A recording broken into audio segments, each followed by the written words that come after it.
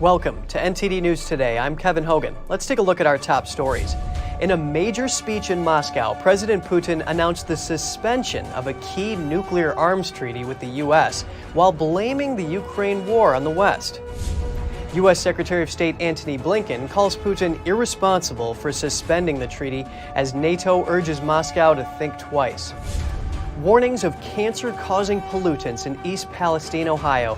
U.S. Senators J.D. Vance and Sherrod Brown expressed concern that the EPA hasn't done all necessary tests for air safety in the town.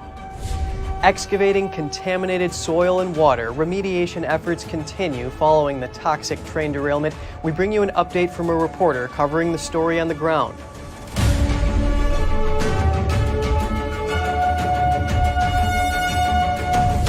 Russian President Vladimir Putin suspends a nuclear arms control treaty with the United States. This comes as he addressed the nation today on the war in Ukraine. Russian President Vladimir Putin says his country will pause the New START treaty with the United States. The agreement sets limits on the nuclear arsenals of both countries. I'm forced to announce today that Russia is suspending its participation in the Strategic Offensive Arms Treaty. Let me repeat, Russia does not abandon the treaty, but suspends its participation in it. The New START treaty was signed by then President Obama and President Medvedev of Russia in 2010. It took effect the following year. The treaty caps the number of strategic nuclear warheads the two nations can deploy. The U.S. and Russia hold about 90% of the world's existing nuclear warheads. The quantity is enough to destroy the Earth many times over. Putin's remarks were part of a major address to the parliament in Moscow. The speech came 1 year after he ordered the invasion of Ukraine. Flanked by 4 Russian tricolor flags, Putin told Russia's elites that the war was forced upon them. He accused the U.S.-led NATO alliance of fanning the flames of the conflict. Responsibility for fomenting the Ukrainian conflict, for its escalation, and for the increasing number of victims lies entirely with Western elites. And of course, the current regime in Kiev. Again, he justified the war as a legitimate response to what he called threats from the West, as well as Ukraine. We protect people's lives, our homeland, and the West's goal is unlimited power. Throughout his nearly 2-hour speech, Putin vowed to advance the battles in Ukraine, claiming it's impossible to defeat Russia. He also touched on issues including Moscow's annexation of 4 regions of Ukraine and the impact of Western-led sanctions on the Russian economy. Tens of thousands have died since the conflict started in Eastern Europe. Moscow has suffered 3 major setbacks on the battlefield, but still controls about 1/5 of Ukraine. In response to Putin pausing the nuclear arms treaty, U.S. Secretary of State Antony Blinken called it an irresponsible move, and NATO Secretary General Jens Stoltenberg urged Moscow to reconsider the decision. The announcement by Russia that it's suspending participation in the START is deeply unfortunate and irresponsible. We'll be watching carefully to see what Russia actually does. We'll, of course, make sure that in any event we are postured appropriately for the security of our own country and that of our allies. More nuclear weapons and less arms control makes the world more dangerous. And that's the reason why in NATO we have worked so hard to engage Russia on issues related to arms control, and why NATO allies have supported the New START. And also why I'm calling on Russia today to reconsider its decision to suspend its participation in the New START agreement. Blinken says Washington remains ready to discuss strategic arms limitation with Moscow at any time. He says the White House will follow the issue closely. Commenting on Putin's accusation that the West is trying to destroy Russia, Stoltenberg described Moscow as the aggressor in Ukraine. President Biden visits Poland after leaving Ukraine. He sat down with the Polish president and spoke about their alliance. The Polish president thanked him for supporting the region. Thank you for yesterday's visit, because it was an important sign for everyone, a sign that the free world does not forget, that the free world and its greatest leader, the President of the United States, is with them. Mr. President, I know very well how courageous that was, and for that, I thank you very much. The United States needs Poland and NATO as much as NATO needs the United States, because there is no way in which, for our ability to operate anywhere else in the world and our responsibilities extend beyond Europe, we have to have a security in Europe. It's that basic, that simple, that consequential. So it's the single most consequential alliance, I would argue, maybe the most consequential alliance in history, that not just modern history, but in history. The two leaders met to discuss collective support for Ukraine. Biden expressed gratitude to Warsaw for delivering military and humanitarian aid from the United States and other countries. Biden arrived in Warsaw late on Monday following a visit to Kyiv, where he met President Volodymyr Zelensky. Biden said support of the United States for Ukraine remains strong. He's due to give a keynote speech as the war enters its second year, expected to rally support for Ukraine. Before returning to Washington, Biden is scheduled to meet leaders of the countries on NATO's eastern flank to reaffirm support for their security. Ships from China and Russia were docked in Richards Bay on Monday. South Africa was hosting the countries for joint naval exercises. The war in Ukraine and an aggressive Chinese posture towards Taiwan have had consequences.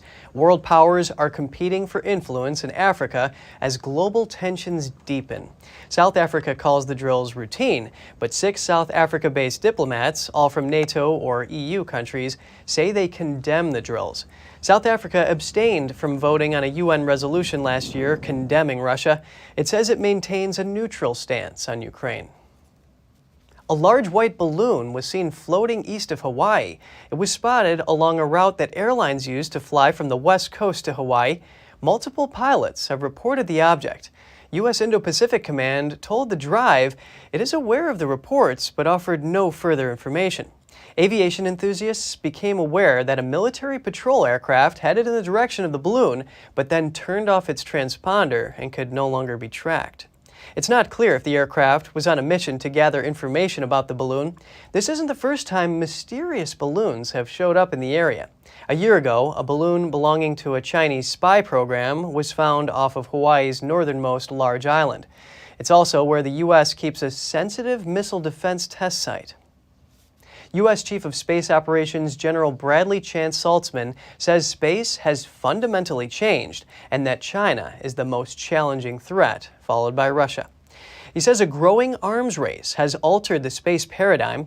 Nations are acquiring weapons like anti-satellite missiles, ground-based directed energy, and orbit interception capacities.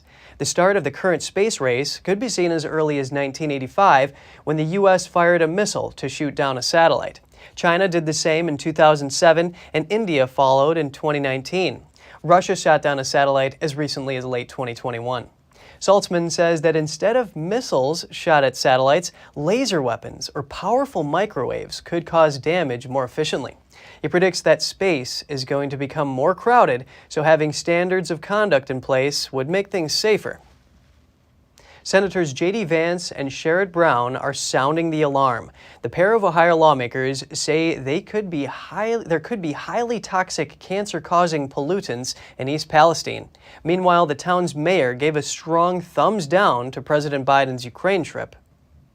The two senators co-signed a letter to the EPA. They fear the burning of large volumes of vinyl chloride may have resulted in the formation of dioxins, and that those chemical compounds may have spread throughout East Palestine or beyond. Dioxins are highly toxic, can interfere with hormones, and can cause cancer, reproductive and developmental problems, or damage to the immune system. They are also concerned that testing for the chemicals may not have been included in the EPA's air monitoring processes. Senator Sherrod Brown called for accountability and follow-through in East Palestine. To assure people that the water is safe and the air is safe and the soil is safe for their children. Some East Palestine residents have reported adverse health effects including rashes, headaches, vomiting, and other ailments since the disaster. Many have wondered if the chemical spill is to blame. Senator J.D. Vance has made repeated calls for more action. Do not forget these people. We've got to keep applying pressure. That's how we're going to fix this problem. Thank you. Meanwhile, train operator Norfolk Southern announced on Monday that about 15,000 pounds of contaminated soil and over 1 million gallons of contaminated water have been excavated from the derailment site. In related news, EPA Administrator Michael Regan is returning to East Palestine on Tuesday to provide an update. Regan told reporters last week, in his words, that we're trusting the science. He added that he would let his children drink the water there if testing showed it was safe. Regan is also expected to announce additional health and safety measures for East Palestine and surrounding communities. In an international twist, the mayor of East Palestine, Trent Conaway, criticized President Biden for his trip to Ukraine. Conaway says Biden's trip shows he doesn't care about the people of East Palestine. The mayor says it was a slap in the face to find out about the trip. He accused the president of ignoring his responsibilities at home while giving away millions of dollars during his surprise visit to Ukraine. Biden's administration has been strongly criticized for refusing to approve a FEMA disaster declaration for the East Palestine crisis. The administration argues that the disaster does not fulfill legal requirements for an official declaration, although it has sent a team and assistance to the town. Daniel Monahan, NTD News. Remediation efforts continue in East Palestine, Ohio. Following the train derailment, 15,000 pounds of contaminated soil have been excavated from the site. This as former President Trump and whistleblower and environmental activist Aaron Brockovich plan to visit the village. Let's get an update. Joining us now is Epoch Times reporter Jeff Louderback, who has been on the ground in East Palestine following this story very closely. It's really great to have your update, Jeff. Thanks for having me on. Norfolk Southern said over 1 million gallons of contaminated water were excavated from the train derailment site. This comes after warnings to local residents not to drink or bathe in the water. From what you have seen, are residents satisfied with the efforts to remedy the situation? Well, since the train derailment happened, that was February 3rd, and then there was the controlled burn that's gotten a lot of coverage. That was, I believe, February 6th. So since then, residents have had to deal with the fallout, as the aftermath, as far as the toxic chemicals in the air and on the ground. And they're still complaining. What is it? Today's February 21st. They're still complaining about headaches, vomiting, skin rashes, burning eyes. So there's still issues. While the EPA and the state is saying everything is safe, but people are still complaining about health ailments. That is just so terrible, all the symptoms that they're facing here. Please tell us more about what you've been seeing on the ground and what locals have told you personally. Well, I've talked to a lot of residents in East Palestine and surrounding communities, and this is a village, 4,700 people, a few miles from the Pennsylvania border. It's in eastern Ohio. So, and it's in Appalachia. It's a town where everyone knows everyone. I've had several people tell me that. They're facing a difficult situation because many of them have lived there for years and they love the town, they love their lives, and now they're faced with, they get up in the morning, they're afraid to take a shower, wondering if 5 years from now that's going to cause health issues. They don't know about the quality of the soil, they don't know the quality of the air. People will have chickens and goats, don't know if they can eat the meat or eat the eggs or drink the goat's milk. Gardens, they don't know. Obviously, it's about growing season. They don't know if they're going to be able to grow produce, and they don't know if that produce will be safe. So a lot of things that they took for granted, or we all take for granted. We get up in the morning and live our lives. February 2nd, life was a lot different for them. And then February 3rd, it changed. And they readily realize it could be long-term that life has changed. And that is just so sad, that they love the town so much. And even if they did want to move, it might be hard because who's going to buy their home? Now, for example, both of the U.S. senators from Ohio, J.D. Vance and Sherrod Brown, are warning that cancer-causing pollutants are spreading from the derailment site. This has triggered sentiment among the residents of wanting to relocate, or what have you been seeing? Yeah, well, I'm talking to a lot of residents I'm doing a story right now that should be ready today about the stigma of East Palestine. And that's what several residents have told me. It's a stigma to say you live in East Palestine because people are afraid, like AAA won't send, the auto club, they won't send tow trucks in. Like if you have a call and you need service in in East Palestine, they won't send anyone. People from outside the region won't send people to East Palestine, their employees. And these people, the residents, they love it there, but their home values are now much lower. So some of them, or a lot of them, want to move. They told me they want to get out, but they don't have a way to get out because they don't have the means for it, and their properties are suddenly worth way less than their mortgage. Oh, that's just insult to injury, not having these services even in that area. Reporter from Epoch Times, Jeff Lauterbach, great to have your update. Thank you. Another tough blow in Ohio. One person died and at least a dozen were injured after an explosion tore through a metals plant there yesterday. The blast scattered molten metal and debris that rained down on neighboring buildings. The disaster caused a major fire and sent smoke billowing into the sky. The smoke clouds could be seen for miles around the damaged factory near Cleveland.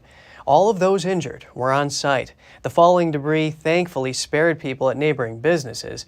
I. Schumann & Company produces copper, brass, and bronze and has been in business since 1917. The explosion was about 70 miles northwest of East Palestine, Ohio, where a train loaded with toxic chemicals derailed earlier this month. And coming up, more Americans may be carrying firearms. The TSA says they found a record number of guns at U.S. airport security screenings last year. We have that and more just after this break.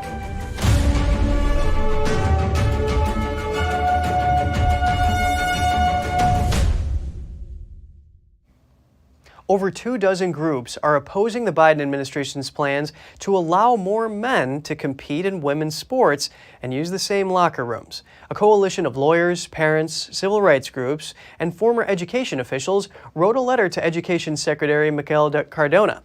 The groups say the Biden administration's plans to regulate school sports will hurt female athletes. The administration has proposed changes to 1972's Title IX protections. It aims to expand the definitions in that document to make it applicable to transgender student athletes. The groups fighting the change say the administration is subverting Title IX protections. The president of the Defense of Freedom Institute says it would, quote, result in severe harm to biological women and girls and cause them to lose positions on athletic teams, awards, scholarships, and prizes, as well as risk bodily harm in certain sports. A suspect has been arrested in the weekend killing of a Los Angeles bishop. Police say he's the husband of the bishop's housekeeper. NTD's Jeremy Sandberg has more on the investigation. A SWAT team arrested 65-year-old Carlos Medina at his home in Torrance, California on Monday. Torrance is about 35 miles southwest of Hacienda Heights, where Auxiliary Bishop David O'Connell was shot and killed. The suspect is the husband of O'Connell's housekeeper. Los Angeles County Sheriff Robert Luna says there was no evidence of forced entry into the bishop's home. The suspect had been at the bishop's house before doing work, so there was some kind of maybe a working relationship, but we're still trying to figure out what that relationship was. Surveillance footage from the bishop's driveway shows the suspect's SUV at the home at the time of the killing. How he exactly got in there, that's what the detectives need to start piecing together. Luna says detectives discovered 2 firearms during a search of the suspect's home. Ballistic tests are pending and have yet to link the guns to the murder. Authorities say a caller tipped them off that the suspect was acting irrationally and had made comments about the bishop owing him money. Sheriff Luna says he cannot confirm that claim and that detectives still need to validate if it's true. He added that the housekeeper is cooperating with the investigation and that the motive in the killing remains unknown. Jeremy Sandberg, NTD News. Representative David Cicilline is resigning from Congress.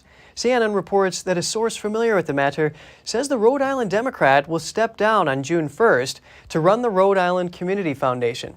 Cisolini was first elected to Congress in 2010. Prior to that, he served as mayor of Providence for 8 years and as a state representative. A city council member in California was arrested for election fraud and crimes committed in 2020. He was already facing previous charges of money laundering. Here's more on the story. Lodi City Council member Shakir Khan was arrested on February 16th for a series of crimes revolving around the 2020 election. According to the San Joaquin County District Attorney's Office, Khan was arraigned on 14 felony counts involving election fraud between June 1st through November 3rd, 2020. Our investigation uncovered that Councilman Shakir Khan has attempted to undermine, manipulate, and violate one of our most fundamental rights here in our country, and that is the right to free and fair elections. His charges include creating false voter registration, submitting fake registration to Secretary of State, fraudulently casting votes, among others. I would like to note that it appears Councilman Shakir Khan has targeted members of his own community, our Pakistani community in the North County. And we are doing everything we can to work with them to make sure that they are protected and that any damage done to them or their families is corrected by this man's actions. The mayor said the council received his resignation on February 16th. I had the opportunity to speak with him here at the county jail and ask for his resignation effective immediately. He agreed to resign. The city's fully cooperating with the investigation. Khan was already on investigators' radar for a previous criminal activity. In September 2021, he was arraigned for illegal gambling, tax evasion, and EDD fraud charges. He was not supposed to leave the state or country, but violated the terms he signed. Khan posted his trips to Hawaii, Washington, D.C., and New York on social media. So we said, okay, if he's violating his OR agreement, there's got to be something done about it. So we brought him back to court, told the judge, hey, he's violated his OR agreement. And so the court ultimately decided to put an ankle monitor on him. As far as I know, this is the only sitting council member that we're aware of that is wearing an ankle monitor, so that's kind of unusual too. He will appear at the San Joaquin County Superior Court on February 21st for a hearing on those previous charges.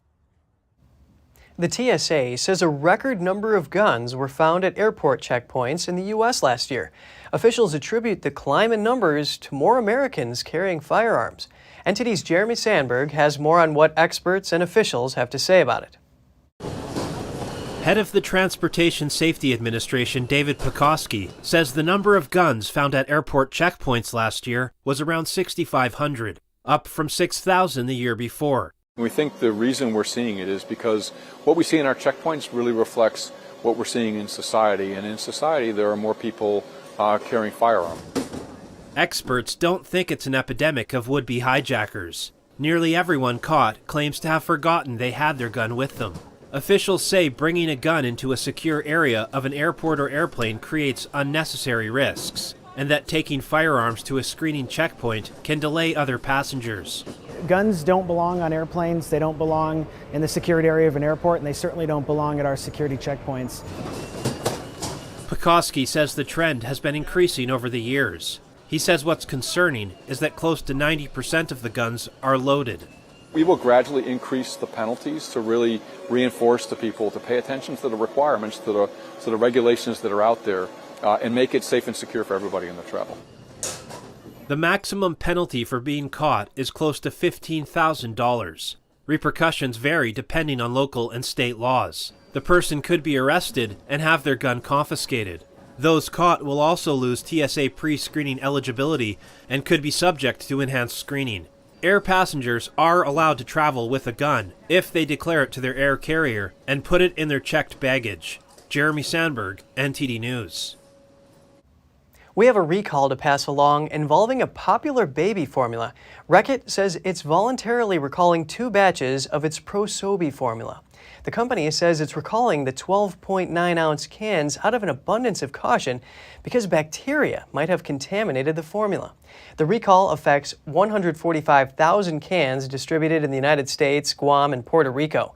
So far, there is no evidence the bacteria made its way into the formula, and there are no reports of people becoming sick. The formula was made between August and September of last year and has an expiration date of March 1st, 2024. And another recall, more than 300,000 Starbucks vanilla Frappuccino bottles are being recalled because they might contain glass. The drinks are 13.7-ounce vanilla Frappuccinos with the expiration dates of March 8th, May 29th, and June 4th and June 10th. Distributor PepsiCo has issued the warning to retailers and consumers. The FDA says the recall began on January 28th and is ongoing. Colorado lawmakers have a new idea for deserted oil wells. The state is charged with plugging the holes to prevent gases from escaping, but they hope to go one step further and use the space to trap CO2. Across the United States, millions of deserted oil wells plunge thousands of feet into the earth. That's where oil and gas have been pumped out to use as fuel. Colorado has roughly 500 orphaned wells scattered across the state. Lawmakers are thinking about filling them with biochar, which is a type of carbon-rich charcoal. The hope is that biochar stuffed down the shafts would not only filter gas leaks, but also trap carbon in the ground instead of forming CO2 and entering the atmosphere. A new bill would direct researchers at Colorado State University to measure the effectiveness and feasibility of the proposal. In Colorado, there are upwards of 500 orphan wells that the state is in charge of plugging, and this bill will look at the potential use of biochar in those plugging and abandonment operations. So there's a large space down the hole that needs to be filled to a certain pressure, and biochar is potentially a substance that can be used down that hole to permanently sink carbon into these holes. Northern Colorado company Biochar Now is creating biochar. They take waste wood and wildfire debris and heat it in kilns to reduce the material to pure carbon. That carbon can then be used for a variety of purposes, from cleaning up pollution in streams to baking bricks. Families that fly on United Airlines together will now have better options to sit together. The airline announced yesterday a change in how it will seat passengers. Kids 12 and under can now sit next to an adult accompanying them without incurring an extra fee. Customers will start to see the changes immediately, but the official policy won't take effect until next month. United says if adjacent seats are not available because of full flights or last-minute bookings, passengers can switch to another flight for free if the preferred seating on that flight is available. And coming up, Chinese microchip makers are shutting down on a massive scale, partly owing to U.S. sanctions. Meanwhile, protests over Social Security broke out in a third city. And in neighboring South Korea, an aging society is driving up the cost of subway operations. We'll have the details soon when we return.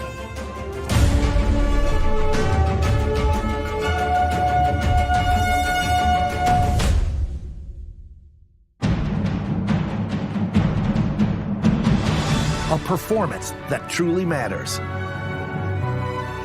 for each and every one of us.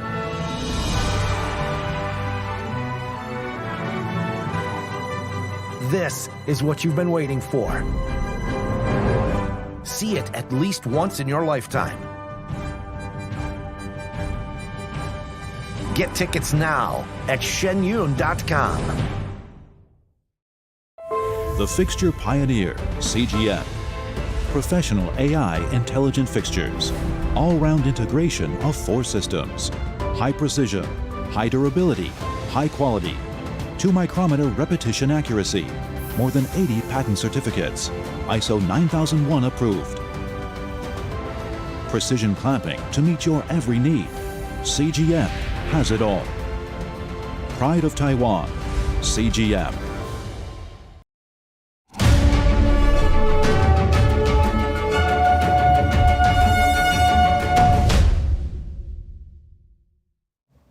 Welcome back. Australia's top scientific research agency has become the latest government-run body to cancel the Chinese social media app TickTock. A spokesperson for the Commonwealth Scientific and Industrial Research Organization told the Epoch Times they are restricting TickTock access on the agency's network and devices, and that it is in line with similar decisions made by other Australian government agencies. TickTock is believed to have over 1.6 million users in Australia, with over 1.2 million of those users coming from the country's 2 youngest generations. TickTock has been mired in controversy due to concerns about its parent company ByteDance. ByteDance's founder and now CEO declared in 2018 that the company would strengthen ties with the Chinese Communist Party. West Australian Member of Parliament Andrew Heisty previously told the Epoch Times, quote, "The CCP can compel Chinese businesses to share information with them, and TickTock is an attractive database of the habits, psychology, and personal preferences of over 1 million young Australians. He added, that's powerful intelligence to have on our future political, military, business, and social leaders. Thousands of Chinese microchip makers have closed up shop. This is due in part to U.S. sanctions, and residents in Shanghai are taking to the streets over health insurance charges. NTD's Tiffany Meyer reports. Chinese chip companies are shutting down on the large scale. According to Chinese media, about 6,000 chip companies in China deregistered in 2022. It marks an almost 70% rise from the year before. In just the last quarter of 2022, 15 chip companies shut down daily on average. As for why, a Chinese website that reports on the chip industry shared a sum up. First, some companies entered the market to take advantage of what had become a major industry trend, but many of them later withdrew after finding out there was little profit to be made. Second, U.S. sanctions put further pressure on the industry. And third, the entire chip industry is enduring a recession. According to a macroeconomist from Taiwan, the division of labor across different countries also makes it difficult for China to remain a top player in the market. The entire production process is divided into several sections. For example, optical technology is from ASML in the Netherlands, special chemical materials are from Japan, semiconductor memory is from South Korea, manufacturing, packaging, and testing are finally completed in Taiwan, and chip design software happens in the U.S. Wu said China has no path to success in the chip industry without working with the U.S. Under this competitive situation, China must cooperate with the U.S. and improve Sino-U.S. relations before it can develop the semiconductor industry. However, Xi Jinping is now fighting against the U.S. and wants to compete for world power. Of course, the U.S. is blocking Chinese companies in the semiconductor sector. The Biden administration added China's biggest chipmaker YMTC to a trade blacklist in January. And now, nearly 2 months later, the company has decided to lay off 10% of its workforce. Following in the footsteps of Wuhan and other Chinese cities, Shanghai residents are taking to the streets. They are protesting changes to the local medical insurance policy. A play on China's recent white paper revolution. The latest movement has been dubbed the White Hair Revolution, owing to most protesters being retirees.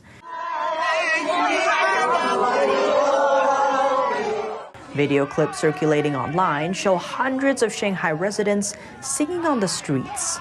The song is called The International. It features lyrics like "Arise, slaves suffering hunger and cold. Arise, sufferers all over the world. My blood is already boiling. I want to fight for the truth."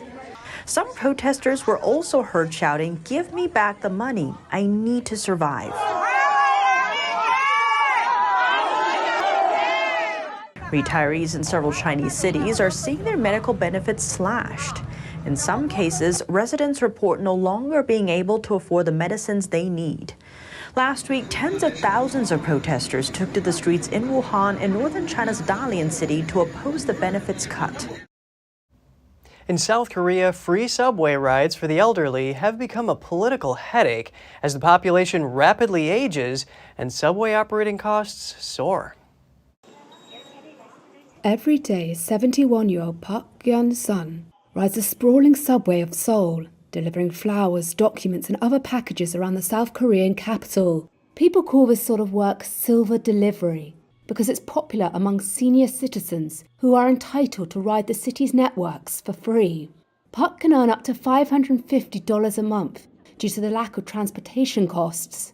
However, as South Korea's population rapidly ages and it gets more expensive to run the subway, these free rides have become a thorny political issue, putting Park's job in peril.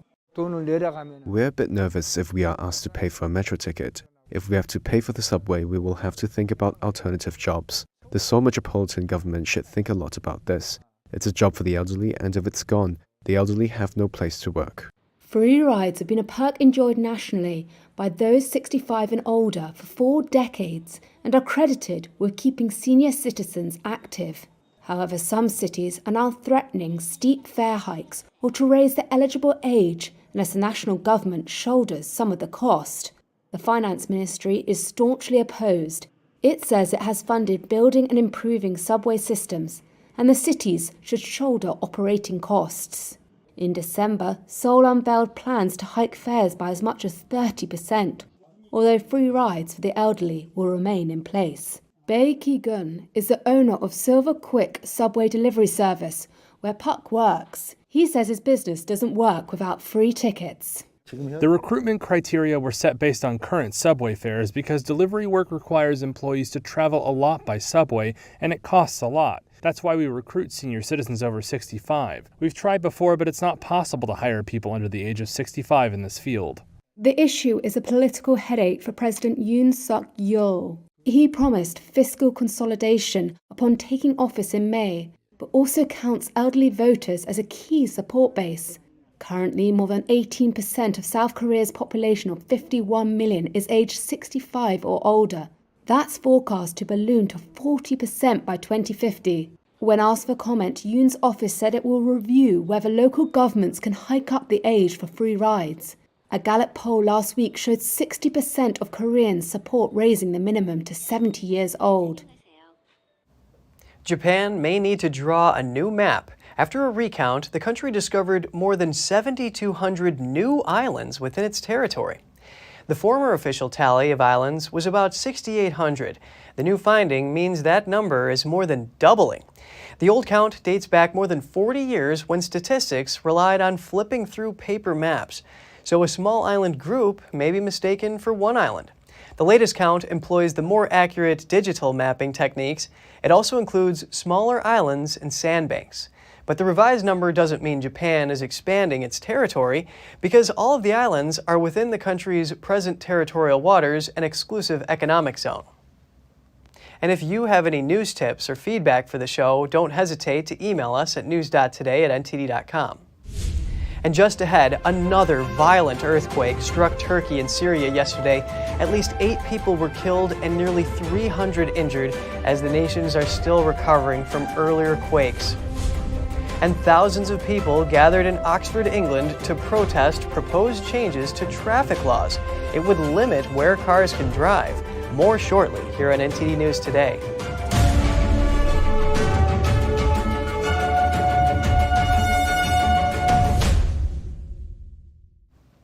At least 6 people were killed as another earthquake hit the border region of Turkey and Syria yesterday.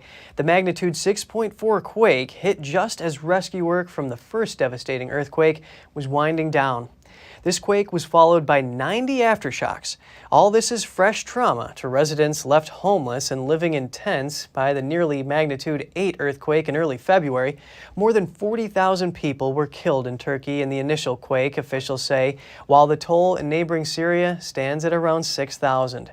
The Turkish health minister said nearly 300 people were injured in the latest quake. Over the weekend in the UK, thousands of people in Oxford protested against measures that would restrict motorists' movements. Low-traffic neighborhoods, as well as proposed traffic filters, have caused controversy in the city. Opponents say it will impact people's freedoms and affect businesses. NTD's Jane Worrell was in Oxford to find out more. Protesters filled this street in Oxford, calling for an end to traffic measures. LTNs, or low-traffic neighbourhoods, that restrict traffic on residential roads have caused public outcry. Some travelled from across the country to the protest, others were locals wanting their voices heard. We're here today to basically protest against a whole series of measures that Oxford County Council are bringing in. It's not just LTNs, it's also traffic filters, which are roadblocks on the main roads. They're closing car parks, they're charging people to drive through the middle of town, and they're even going to charge you to park at work. Businesses are shutting. People who've worked hard all their life are losing their livelihoods because of them, and I think they need to be stopped. It's like one neighbour not speaking to the other neighbour because it's anti-LTN and pro-LTNs. So we really need to sort this out, and we are saying no LTN. So many demonstrations. We've been speaking to county council, city council, local councillors. They are all ignoring us. The council's proposals include a 15-minute neighbourhood that's designed for residents to have access to essentials within a 15-minute walk of their home, as well as traffic filters that restrict how many times residents can travel on certain roads. Campaigner and co-founder of the Together Association, Alan Miller, says it's impacting locals and businesses. So low traffic neighbourhoods already have had a significant impact. We've just seen that a restaurant has closed after 17 years in Oxford as a consequence of it. And now the proposal for the 15-minute city, where you have bus gates on 6 roads and you prevent cars, many other cars from going through those areas. You get passes for 100 passes, as though somehow now we've negotiated our ability and our freedom to move. We never had a national debate or a local debate about that. There are also wider concerns around civil liberties. Frankly, we've never agreed to this, right? And people have just come out of a few years of severe measures around lockdowns and restrictions. There's a discussion about digital ID and surveillance and control. All of these things are based on having cameras to monitor. There's concerns around surveillance, and there's concerns around central bank digital currency and how those things are all linked. Because Sadiq Khan, in the discussion about ULEZ expansion, has said, well, it would be really good and effective if we could just have it all done electronically at source. So all of a sudden, you get into a situation that could be very, very problematic from the point of view of civil rights and civil liberties. Local police said a small number of arrests were made at the protests in Oxford for public order offences, but the vast majority of people were peaceful. With similar traffic schemes proposed in other parts of the country, this certainly won't be the last time people will be making their voices heard. Jane Worrell, NTD News. 3 candidates have put themselves forward to fill Scotland's top government position. The current First Minister, Nicola Sturgeon, is stepping down. Sturgeon has said she feels the time is right and she doesn't want to limit Scottish independence efforts. With 8 years in the office, she's Scotland's longest-serving First Minister. She's also stepping down as leader of her party. One of the candidates is Scottish Health Secretary Humza Yousaf. He's been seen by many as a continuity candidate after having spent over a decade in the Scottish government. Finance Secretary Kate Forbes has also thrown her hat into the ring.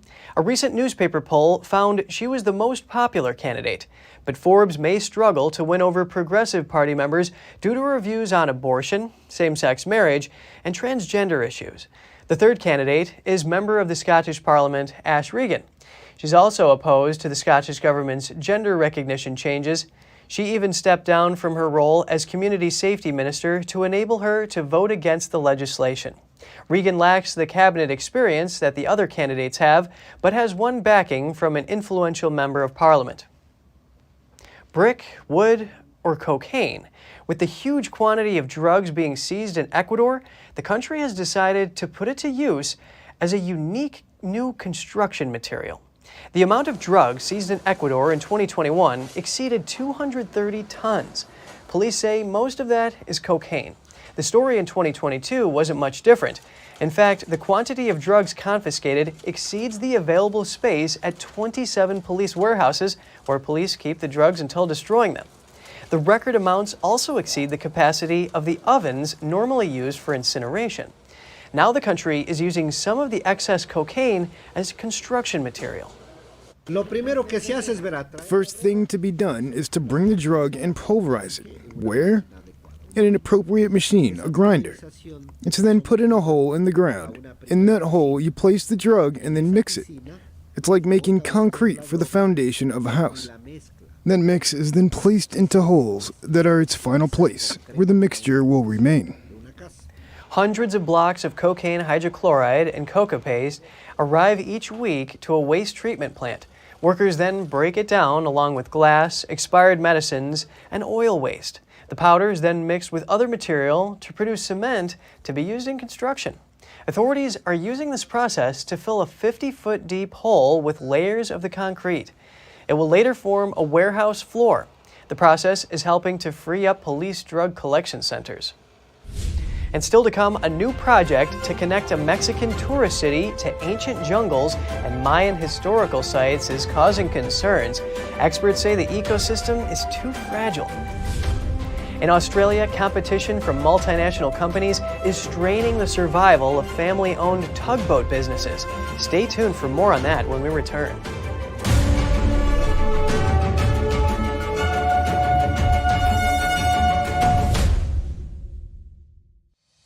We're entering an unprecedented period of economic turmoil.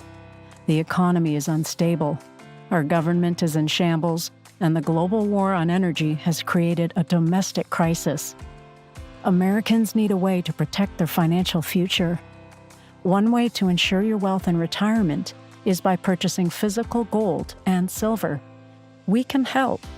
You can roll any part of your retirement account into a gold or silver IRA. Better yet, you can open a gold or silver IRA in 5 minutes or less using our online application. Preserving your family's financial legacy is a choice that's always available to you. And when you're ready, we're here to help. Call us and speak to one of our IRA professionals. Let's build your financial legacy together. GSI Exchange, wealth for generations to come.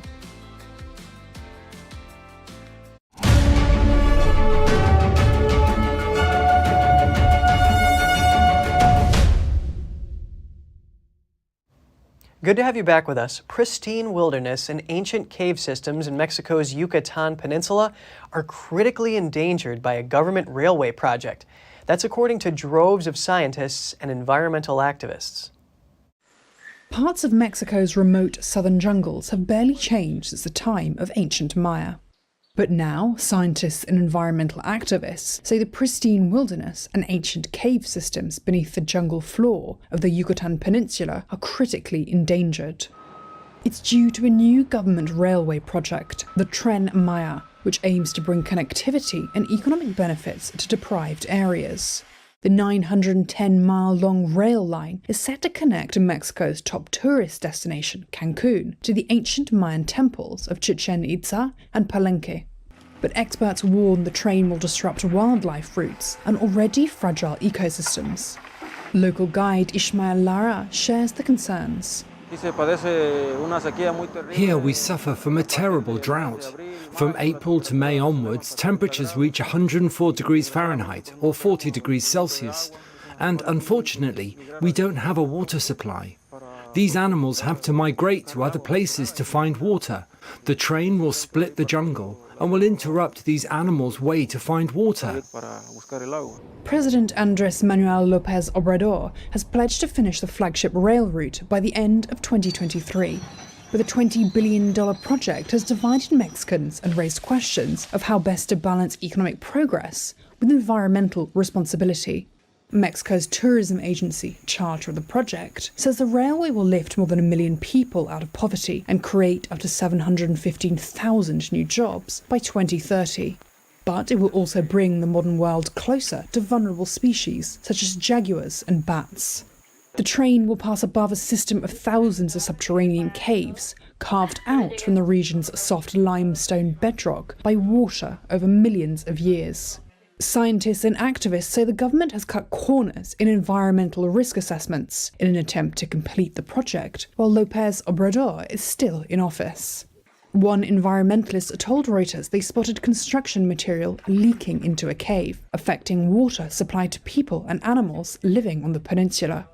Part of the government's impact study for the project says the governmental risks are insignificant and have been adequately mitigated. The ancient caves have also been site of discoveries, such as human fossils and Mayan artifacts, like a canoe estimated to be more than 1,000 years old. Despite the concerns about the railway, it has the support of many in villages, who for generations have been largely forgotten in national development plans. I think it's an ambitious project, especially because it will bring infrastructure and tourism, which is the main source of economic activity here. Therefore, it will help us quite a lot. If we get to have this project and keep it, we will get the progress we need. In Australia, regional tugboat firms are facing new threats from globalization. In many ways, leading a family business has never been tougher. Since its founding half a century ago, Mackenzie's tugboat service has been thriving in Port Esperance, Western Australia. Brooke Mackenzie is the latest member of the family to join the business as a fourth-generation tugboat captain. At just 27 years old, Brooke is one of the youngest tugboat captains in the country. But in the meantime, she has seen the plight of their decades-old enterprise. It's now under pressure from industry giants. The company has recently lost a contract to a multinational competitor. We're so small and isolated in WA there is a lot of competition and multinational companies coming into Australia and WA. And a lot of these larger companies like to claim that because they operate across multiple ports in multiple countries, that it makes them stronger. Personally, I don't think that's the ideal solution. This year, the contract to operate in the Port of Esperance will go up for bid. If Mackenzie fails to win the deal, their business may come to an end. To survive the competition, businesses like Mackenzie's will need financial help to upgrade. The company intends to buy a new tug for larger ships. It's an investment that may prove vital in the long run, as authorities say competition for regional tugs is set to grow. And still to come, a Lebanese potter struggles to keep his traditional craft alive. Lebanon faces an economic and financial crisis, which has led to a drop in demand for his work. And Yosemite Valley's sunset spectacle is drawing thousands of visitors, but it takes luck to meet the wonder of nature. We'll be back with more soon here on NTD News.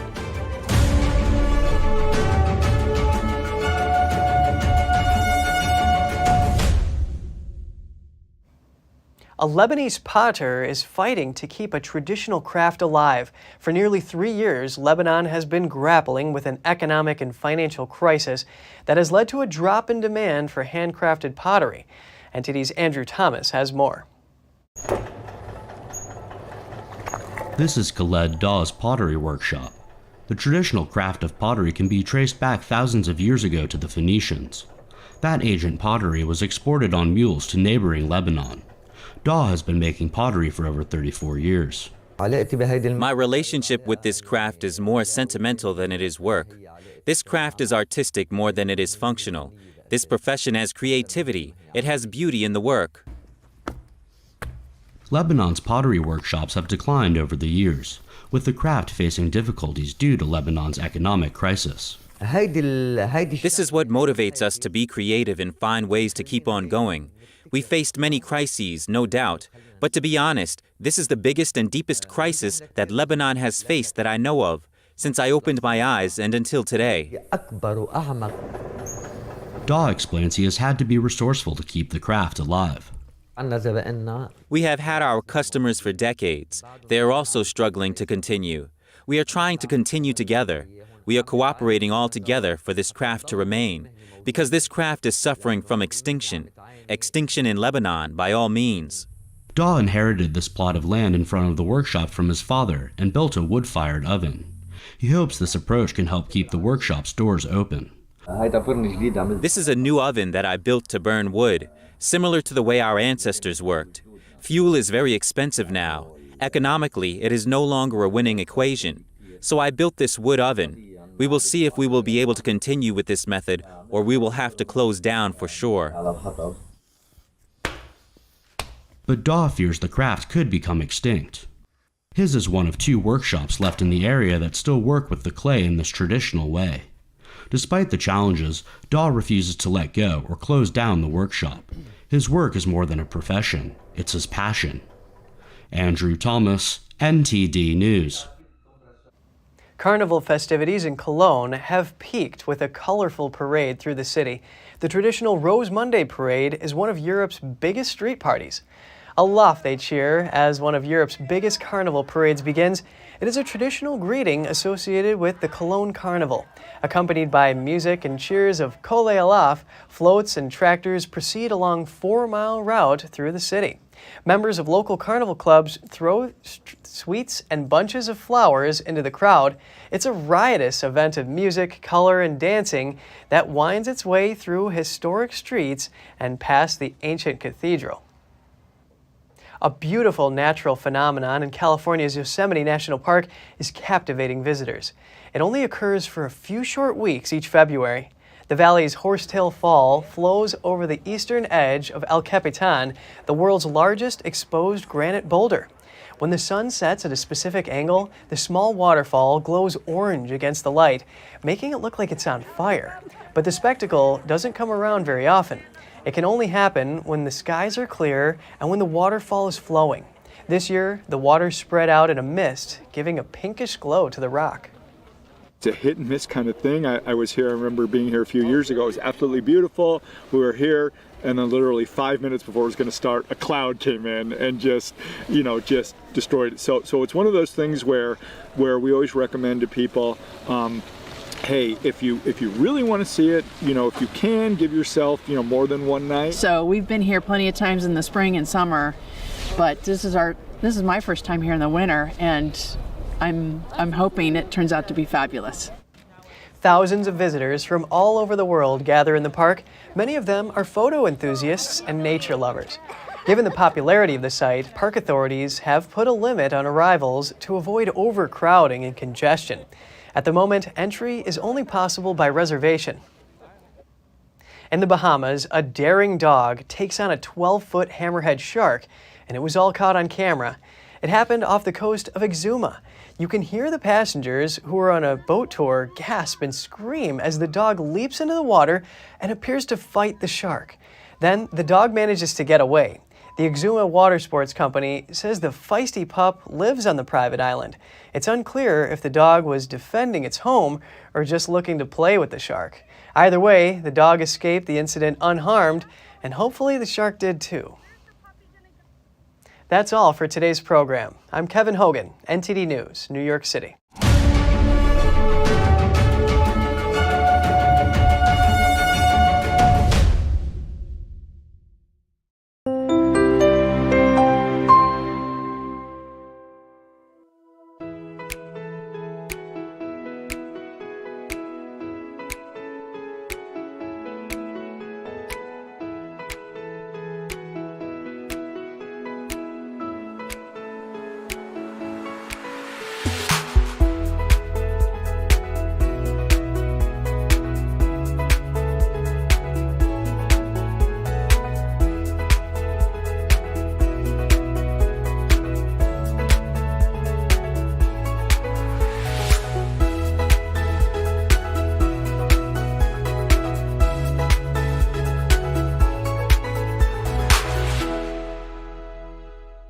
Thanks for watching us on YouTube. Did you know YouTube only keeps selective videos on its platform? So if you want to make sure you get the full picture, just subscribe to our newsletter.